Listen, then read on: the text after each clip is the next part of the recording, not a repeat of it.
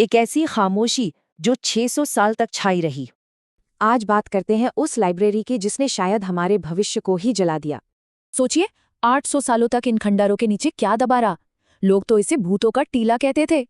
फिर 19वीं सदी में पुराने ग्रंथों के सहारे एक खोई हुई दुनिया सामने आई और सबूतों ने साफ कर दिया, ये नालंदा महाविहार था, दुनिया का सबसे बड़ा ज्ञान केंद्र।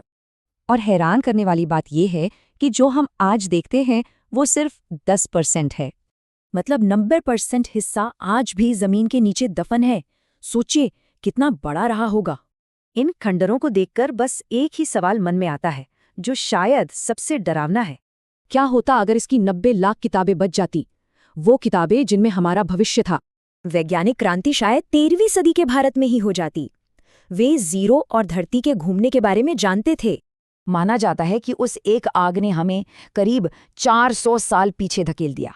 सोचिए, अगर उनका गणित हमें सदियों पहले मिल गया होता, वो अपने वक्त से बहुत आगे थे, तो शायद इंडस्ट्रियल रेवोल्यूशन भी 1500 के दशक में ही हो जाता।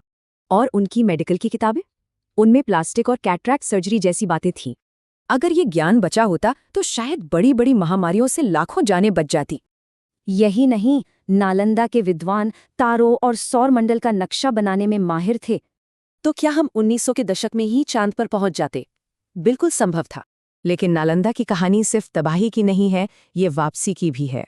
800 साल बाद भारत, चीन, जापान जैसे देशों ने मिलकर उस सपने को फिर से जिंदा किया।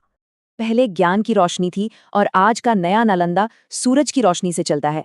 नालंदा हमें एक जरूरी सबक सिखाता है, सभ्यता बहुत नाजुक होती है। ज्ञान की वो मशाल अब हमारे हाथों में है, हमें ही इसे बचा के रखना है। इस जानकारी को और लोगों तक पहुंचाइए। लाइक, कमेंट, सब्सक्राइब और फॉलो जरूर करें।